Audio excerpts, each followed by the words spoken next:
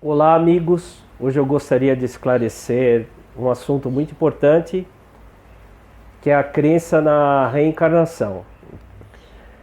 Então, a pergunta principal é: a reencarnação está na Bíblia? A dúvida fica porque existe um texto no Evangelho de João, no capítulo 3, em que um religioso pergunta para Jesus como ele fazia para entrar no reino de Deus. E Jesus disse que era necessário nascer de novo. Aí ele se espantou: como é que pode um homem que é velho voltar por ventre da sua mãe e nascer novamente? Aí Jesus disse que o que é nascido da carne é carne, o que é nascido do Espírito é Espírito. Por isso que eu disse que é necessário nascer de novo. O que é nascer do Espírito? Que é nascer do alto, nascer de Deus. Não é uma intervenção sua. Você tem que reconhecer que você é uma pessoa pecadora, que sozinho você não consegue fazer nada de bom. Deixa eu fazer assim uma ilustração. Tem as pessoas que eram do meu tempo, mas eu posso trazer para o tempo atual. Antigamente você tinha uma máquina de escrever, né? Quando você tentava escrever um texto, principalmente eu, que sou muito perfeccionista, então eu começava a datilografar e de repente errava e tinha que apagar e fazer aquela coisa toda, e no fim aquela folha ficava toda borrada, feia, e fazia de novo. E nunca conseguia escrever um texto perfeito, uma folha sequer com texto perfeito. Tanto que até existe atualmente um corretor, né? Você passava uma fitinha branca lá para corrigir aquilo, para dar uma disfarçada. Então era impossível você ser perfeito, você sempre errava. É a mesma coisa com a nossa vida. Nós já nascemos pecadores. Não é que nós tornamos pecadores porque nós pecamos, porque nós já nascemos pecadores, né? O Adão e Eva se rebelaram contra Deus. Então Deus mesmo avisou que se eles rebelassem, eles morreriam. E aí eles se rebelaram e a morte passou a todos os seres humanos. Dois tipos de morte: a morte física e a morte espiritual.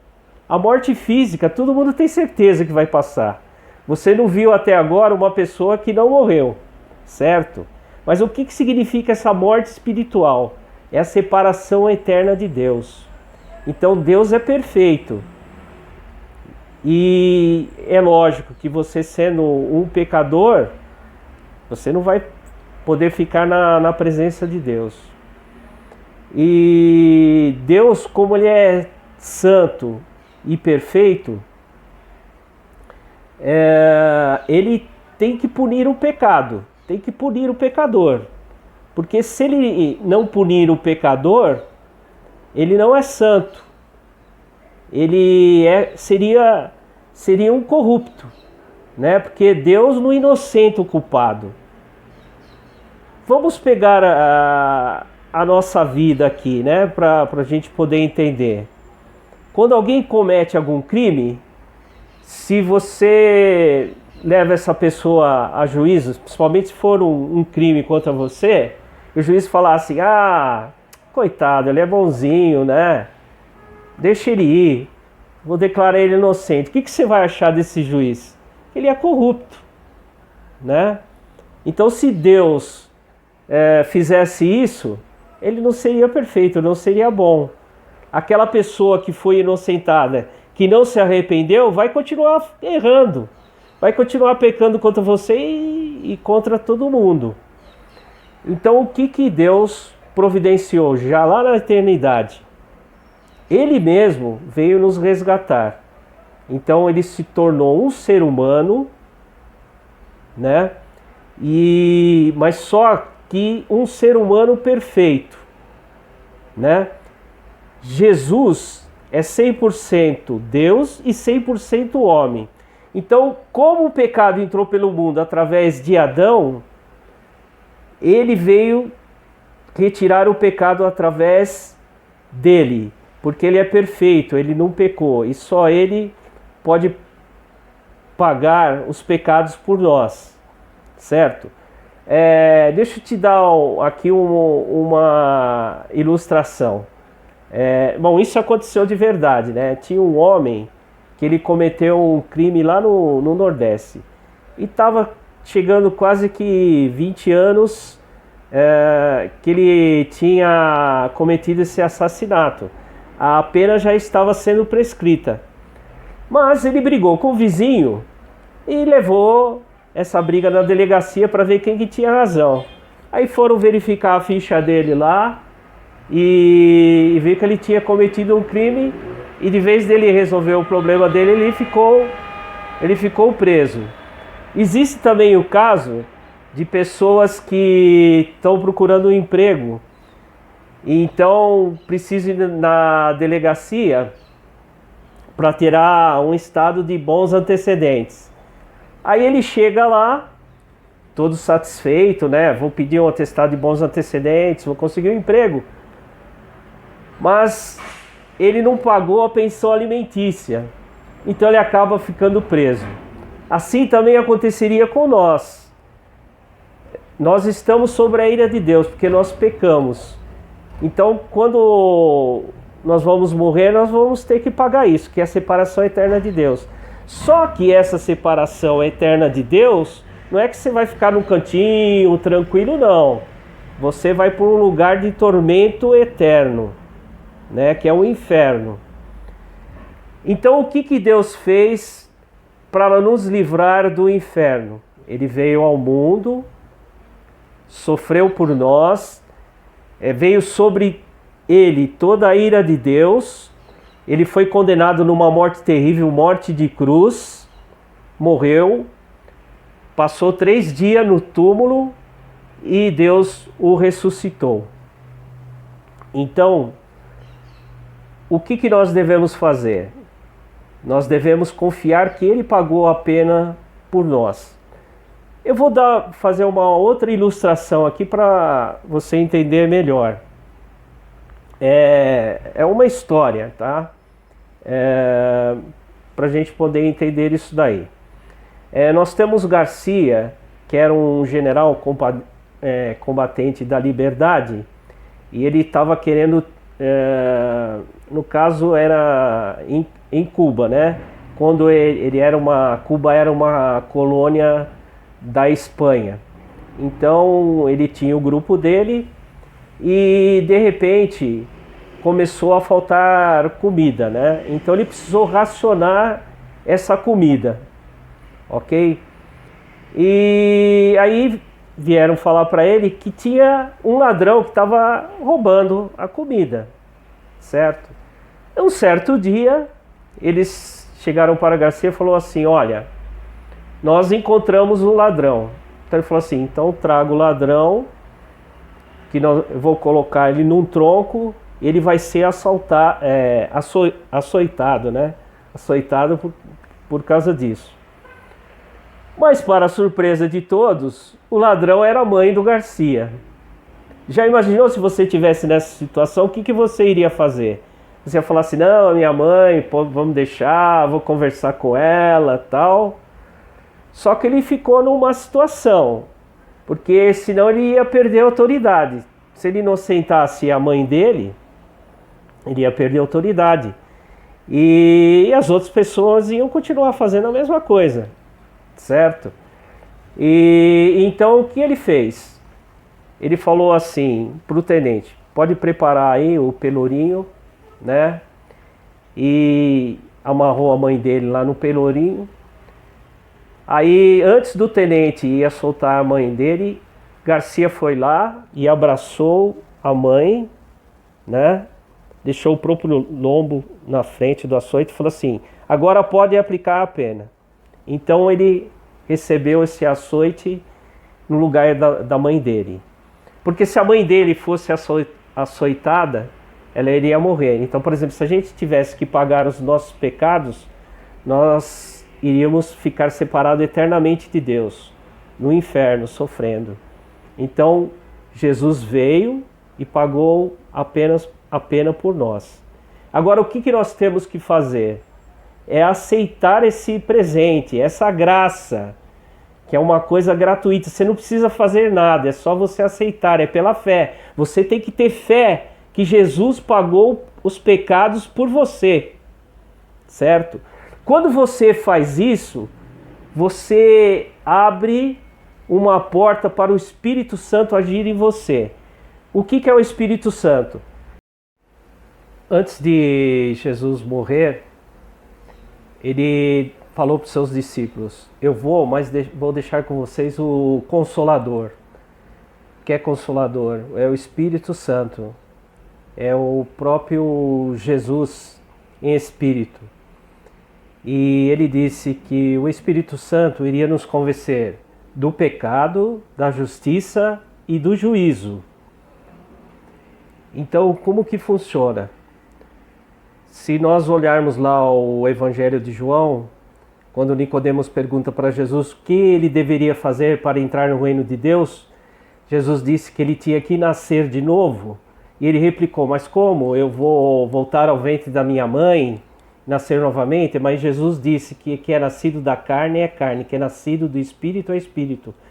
Por isso Jesus disse que tem que nascer do alto, que quem não nascer da água e do Espírito não pode entrar no reino de Deus. O que quer dizer água?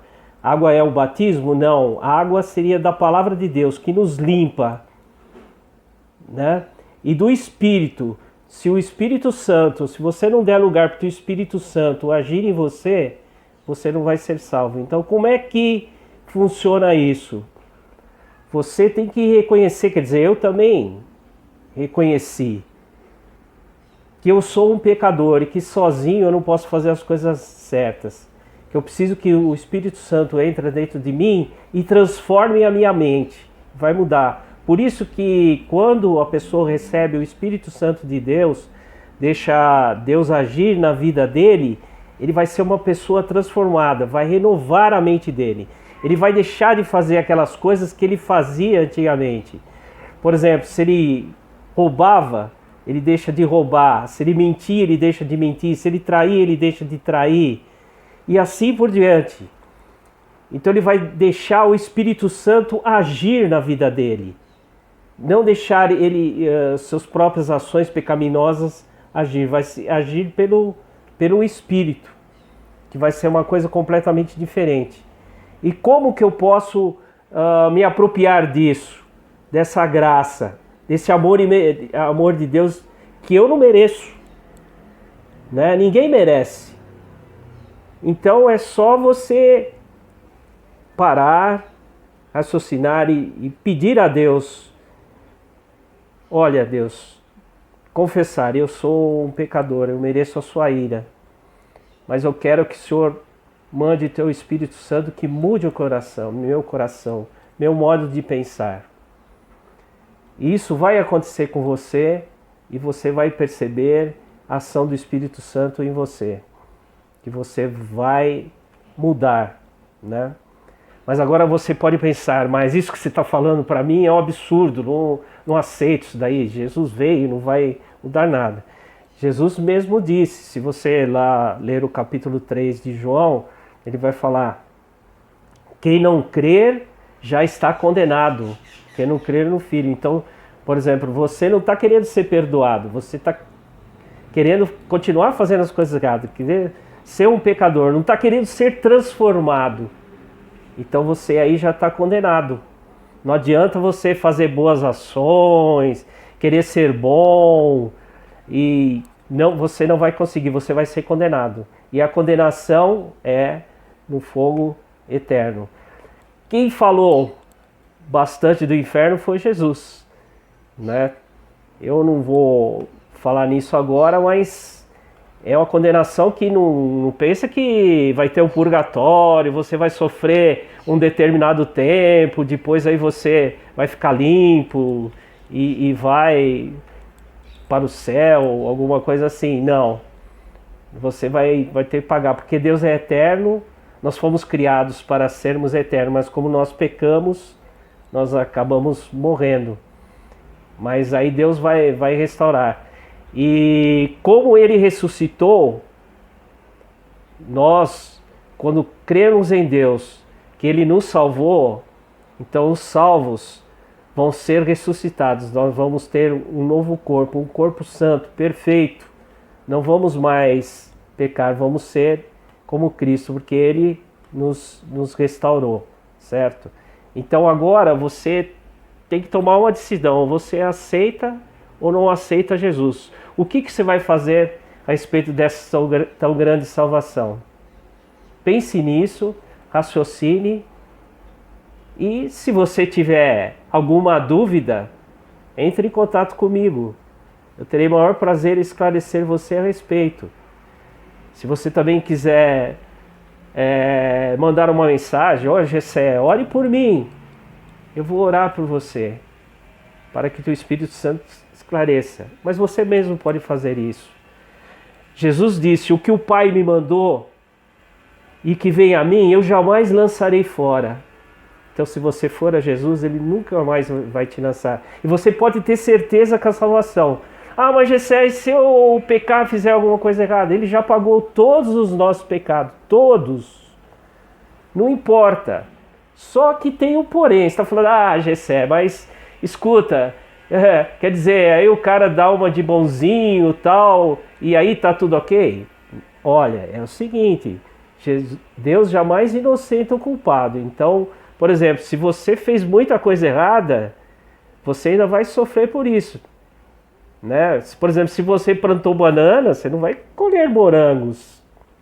Se você plantou a maldade e fez coisa errada, você vai receber isso aqui nessa vida ainda, né? Mas lá no reino de Deus você vai estar perdoado. Mas você vai falar assim, ah, Gessé, você vem com aquela história, eu não quero por morrer ficar lá numa nuvem no céu. Olha, isso daí é um pensamento humano. Jesus disse que vai preparar lugar. E também é o seguinte, vai ter um novo céu e uma nova terra, né? E nós não vamos morar numa nuvem e tal, vai ter um novo céu e uma nova terra, uma coisa que vai ser completamente diferente, né? Isso está na palavra de Deus, na revelação da palavra de Deus, tá ok? Então eu gostaria que você refletisse sobre isso, e se você tiver alguma dúvida, pode falar comigo, pode mandar uma mensagem, eu terei o maior prazer em esclarecer, ok? Então, fique com a paz de Deus e até a próxima, se nós encontrarmos novamente. Um abraço.